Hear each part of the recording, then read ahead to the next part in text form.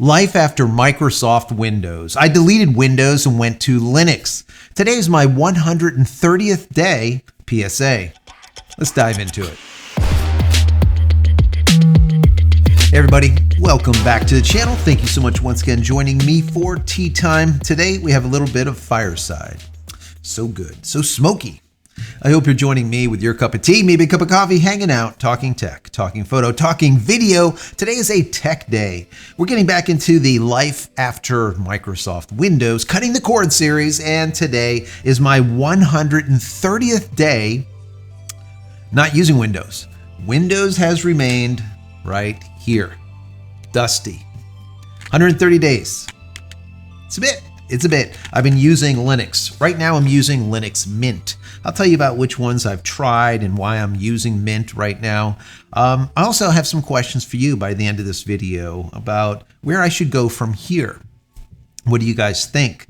So this PSA is, well, let's just say I almost reverted back to Windows. I almost just came crawling back to Billy the Kid, Bill Gates over there, and says, please take me back.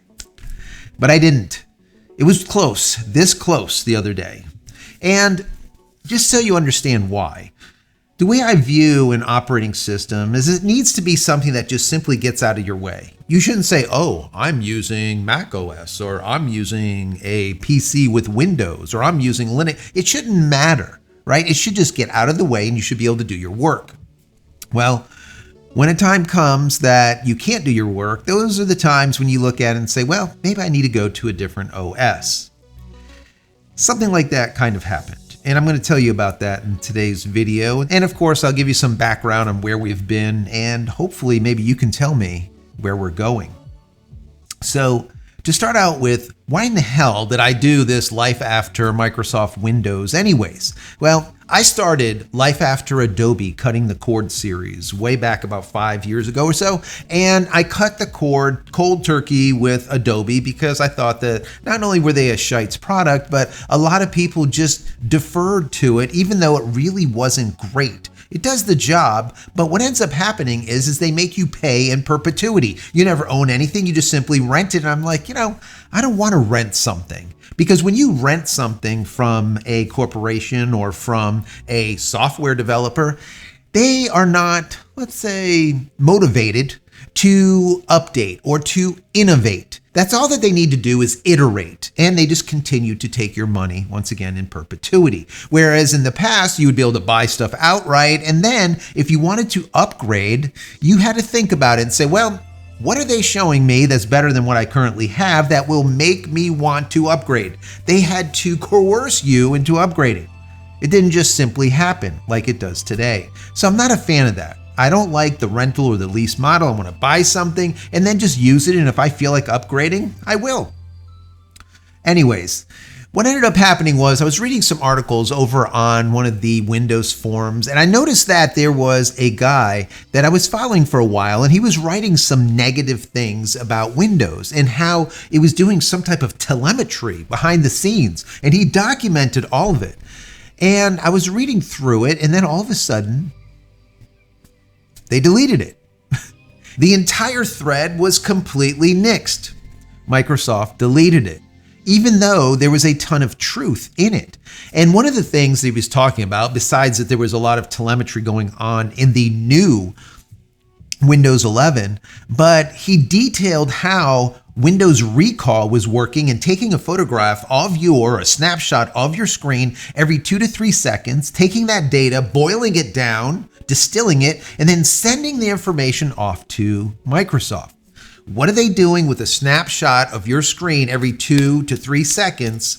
And what are they boiling down? Using your CPU, your processing power to do that. Distilling. What are they getting? Well, I can tell you they're getting everything. Because anything that you do, every 2 or 3 seconds, they're taking a snapshot of it. That means there's any kind of words that are on the screen. It can obviously know exactly what those are through some type of character recognition, any type of type, anything, it's going to know. And once again, send it off to Microsoft. Now, I don't think that there's anything nefarious going on over there at Microsoft with all of your data besides selling you stuff and then selling your information to third parties. That's what I think is going on. And that's why I said, you know what? I think it's time to move away from Windows, because I found out end of life for Windows 10 that didn't have this Copilot Plus, it didn't have this recall built in, and then I had to go into the regedit and take it all out. I didn't want to go through all that. So I ended up going with Linux. So Linux was like an old friend. I used Linux way back in the Red Hat days, talking about 20 plus years ago at the very beginning. And then prior to that, I was using FreeBSD, BSDI, yada, yada, yada. I enjoy Unix. So I said, you know what? Can I use this as a daily driver? I use it every day as a system administrator behind the scenes on a Cisco router, fiber channel, anything. Everything is running on Linux, right? Some type of Unix derivative thereof. So I use it all the time, but as a daily driver, can I do it? And that's what this process was all about, moving from Windows to Linux. And the reason being, it's more secure, number one. Also, it doesn't have as much telemetry going on. It's not constantly spying on you. It gets out of the way and allows you to do your work. So, once again, this is day 130 without Windows. No Windows, 130 days. Now, someone has told me in a live chat, one of the JC live shows, we call them Free Speech Fridays. They told me that I really should insert this back into the machine and do updates before it ends up going south, and then you can't update it anymore, and then there's a problem. So I might do that. If any of you are experienced with that, let me know down below. What do you think? Should I put this back in or should I leave it out? You let me know. So anyways, the idea behind moving to Linux from Windows was that I need to be able to do it and use it as a daily driver. And how do you do that? I told you guys at the time, you need to put together a list of must-haves and wants. When I say must-haves, that means hardware that has to work under Linux or whatever distribution of Linux that you're using. Also, software. What type of software do you absolutely need before that you can even think about moving from Windows to Linux? Because some software won't run on Linux. So you need to be mindful of that. Now, the ones that I came up with, my list here, I'll share it with you, but you're going to have a different list.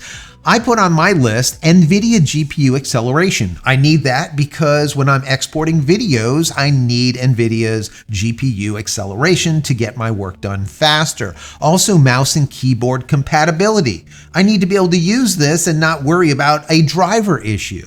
Drivers are a problem moving from Windows to Linux. Some hardware does not have, or the companies do not provide, a Linux driver, which makes things hard. Now, there are people that write drivers that are, let's say, replacements that work really well, but that's for a whole nother video. Also, I need my 2x2 Scarlett. That is an audio interface that takes analog and converts it to digital. Very important for me. Also, a multi-monitor setup. It needs to be able to do this and do it proficiently. Also, we have a Canon EOS R over here. Does it work? It has to. If not, we can't move over to Linux. Also, OBS Studios is very important because I use that for streaming as well as recording these videos and recording my screen. The Elgato Stream Decks, very important. Without those, it's very hard to kind of move around on a live stream. So the Stream Decks must work. I need, as far as software, I need a raw editor for photos. I also need some type of Adobe type of esque Photoshop that will work under Linux. I also need a video editor because I do a lot of video, right? So DaVinci Resolve is my editor of choice, my NLE or nonlinear editor. Will that work under my Linux distribution? And finally, those were the needs. Now, what do I want? I would like to be able to play games on the Linux machine.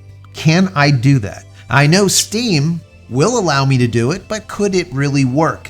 And the answer to that question was yes. Now, just to give you a quick synopsis, every single thing on this list that I just told to you, they all work. All right. If not, I wouldn't be able to be here on day 130. All right. So all of these worked and they worked perfectly. Now, I'm using Linux Mint currently. I've tried Fedora, loved it. It's probably my favorite distribution of Linux ever. I just absolutely love the way Fedora works. It's probably because I'm the old Red Hat guy. I've been using this stuff for a long time, but that was like where I really cut my teeth. So I really like Fedora, but there was a couple of things that didn't work on it. So I said, you know what, we're gonna have to try something else. I tried CachyOS, which is based on Arch Linux, and I cannot stand it.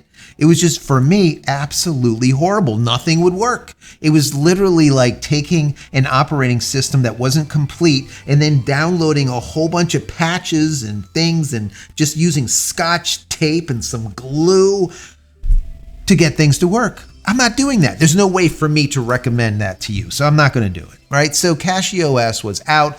Then I tried Mint. And Mint was really, really nice, but I didn't want to just stick with it just because it worked and everything worked. No, I wanted to test some others also. I moved to Pika OS. I also tried Pop OS. I also tried Zorin OS. All of them had goods and bads, but what I found was Mint allowed me to, once again, just simply work. There was no issues, all right? It just, everything worked. Even my printers worked. I had a thermal printer that the majority of these packages, the majority of these distros just simply wouldn't work. And the reason being is the drivers for that printer were written for Ubuntu. And since Mint is a derivative of Ubuntu, it just worked. And that was it. So that's the backstory of how we got here today, day 130. Now, about a week and a half ago, we had something happen that just got me this close to going back to Windows. And that doesn't happen very often. Obviously, we're on day 130. It only happened once before. And the time before, what ended up happening was I ended up moving from one GPU to another. And it was a massive move, okay? So it was going from NVIDIA to AMD, and the system got pissed off. And I couldn't fix it. There was nothing that I can do to recover it. So I ended up having to reinstall Linux Mint and reset everything up. It took about 3 hours to do, 3.5 hours, not that long, but still it was a pain in the ass. And at that time I told you guys about it and I said, you know what? I'm gonna stick with Mint for a while. I'm gonna install TimeShift. Now, normally I'll make a recommendation because I know it's the right thing to do. And then of course, I'll tell you to do it and I won't do it myself. This is what usually happens. Well, this time I actually did it. I installed TimeShift. Now, if you don't know, TimeShift is very similar to, if you're a Mac user, Time Machine, which allows you to make backups, right? Incremental backups over the course of time. And then you can go backwards in time. If something blows up today, we can say, okay, let's see what the system looked like about 4 days ago. Or maybe there was a file that you deleted and you can go backwards and get that file back. That's what Time Machine does. TimeShift is very similar, but instead of doing a global backup, it does a OS backup only, unless you do some configuration changes, but I wouldn't recommend it. There's other packages that do a better job at doing file backups, but that's once again for another video. So I came out to the studio to record a video, and what pops up on the screen is an error when going into the GUI, going into Cinnamon. That is what I'm currently using for my GUI or graphical user interface, your Windows, so to speak. It came up with an error and I couldn't fix the error. For the life of me, I could not fix it, all right? So I think the error went deeper than just the GUI. There was some other problems, probably with an update that happened. Now, I remembered that I installed TimeShift. I didn't just tell you to do it, I did it. So I said, well, I can't get into the GUI to be able to go and run TimeShift to go backwards in time to fix this. What do I do? I took my operating system installation stick, I put it in, and I booted into, let's call it compatibility mode, or I booted into secure mode or whatnot. So once I booted in, I went down into a terminal window and I said, well, let's go ahead and use TimeShift. I just simply did a sudo timeshift -list, and it gave me a list of all of the available snapshots. And those are just simply points in time where it made a backup of your OS. And as you can see, it has about a week or 7 days of backups that I can choose from. and 7 days is enough. Now you can set this up to do daily backups, weekly backups, monthly backups. You can tell it how many backups you want to save, and it really depends on how large your backup drive is. Now, when I say backup drive, this is a very important statement also. You should have a drive separate to your main drive with those backups on it. So if the main drive ended up being corrupt and crashing or something, you could put a new drive in and then use the backup from the safe drive, that secondary drive, and now back it up so you end up not losing anything. So I had two NVMe 2 terabyte drives, one with the backup and one with the OS. So that's all I did was simply mount the 2 drives and then type in sudo TimeShift -- restore and then follow the prompts. And that's it. I picked a date that was about 3 or 4 days back, so I knew that anything that was updated into the system that kind of screwed things up won't be there. So I went about 3 days, 4 days back. I selected that. I let it do its thing. Literally 10 minutes later, it said, okay, you could reboot. I reboot and everything was perfect. Done. I didn't have to worry about anything. The only thing that was missing is any updates that I did during that 4 days. So I went into the update list and I saw a whole bunch of updates, and one kind of just stood out. I said, you know what? Let me do all of these updates, not update that driver, and see what happens. Everything was perfect. So what ends up happening sometimes is the distributors of different software, they will put out hot fixes, and sometimes the hot fix breaks something else. So you just simply don't install it, or if that's the case, once again, you rewind, you go backwards, and you're good. 10 minutes later, and I was fine.